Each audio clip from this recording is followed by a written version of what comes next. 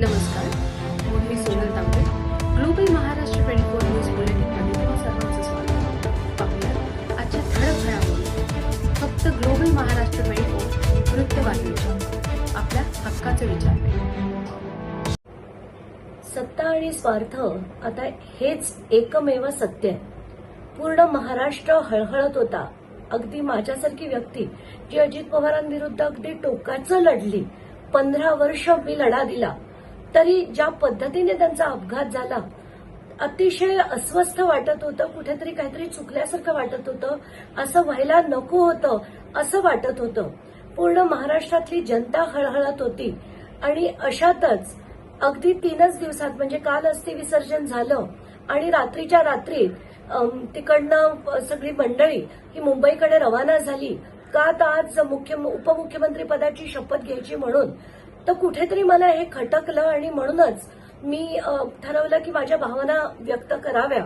आत्ताच्या घटकेला मला असं वाटतं की सत्तेच्या पुढे काहीच नाही. ना भावना आहेत, ना आपलेपणा आहे, म्हणजे कुटुंबाला पण नाहीये आणि त्यांच्याबरोबर काम करणाऱ्या लोकांना पण नाहीये. इतके वर्ष ज्या व्यक्तीबरोबर काम केलं, इतकी काय घाई झाली की त्या व्यक्तीला आपण 3 दिवसात त्याला लोटून पुन्हा सत्तेकडे वाटचाल करावी. सगळं बघून खूप मन अस्वस्थ झालं. कुठेतरी असं वाटतं की सत्ता आलीच असती. उपमुख्यमंत्री जर सुनेत्रा पवार झाल्या असत्या, सगळ्यांनाच आनंद झाला असता की पहिली महिला एक उपमुख्यमंत्री झाली. पण इतकी घाई न करता थोडंसं थांबून जर केलं असतं तर हे जास्त बरं झालं असतं. पण आत्ताच्या घटकेला मला याच्या मागे फक्त भाजपचा सत्ता संघर्ष दिसतोय.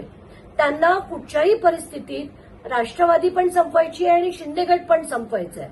आताच्या घटकेला राष्ट्रवादीत ही उभी फूट आपल्याला दिसली, कारण शरद पवारांचं स्टेटमेंट आलं की ही कल्पना मला पुसट सुद्धा नव्हती. आज शपथविधी होतोय हेही मला माहित नव्हतं. त्यामुळे विलिनीकरणाच्या चर्चा आहेत त्या थोड्या कुठेतरी बाजूला राहत आहेत. आत्ताच्या घटकेला भाजपनी केलेलं एक मोठं षडयंत्र आहे की सगळ्यांना फोडा. आत्ताच्या आत्ता सुनेत्रा पवारांना शपथ घ्यायला लावा. इतकंच नाही तर त्यांना राष्ट्रीय अध्यक्ष करा त्या पक्षाचं. म्हणजे जर शरद पवारांना यांच्याबरोबर जायचं असेल तर त्यांना हे कुठेतरी उतरतं माप घेऊन त्यांच्याशी चर्चा करावी लागेल.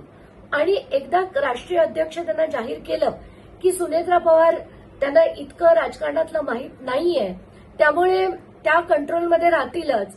वित्तमंत्री पद त्यांनी स्वतःकडे करून घेतलंय. याच्याच वरनं हा भाजपचा एक मोठा गेम आहे हे सरळ सरळ दिसतंय.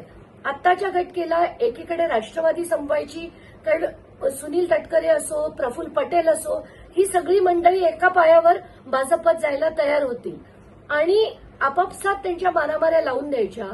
दुसरीकडे शिंदे गटाला सुद्धा कंट्रोलमध्ये ठेवण्यासाठी ही मंडळी जर भाजपात आली, मग शिंदे गटाची गरज नाही आणि मग त्यांनाही संपवायचं.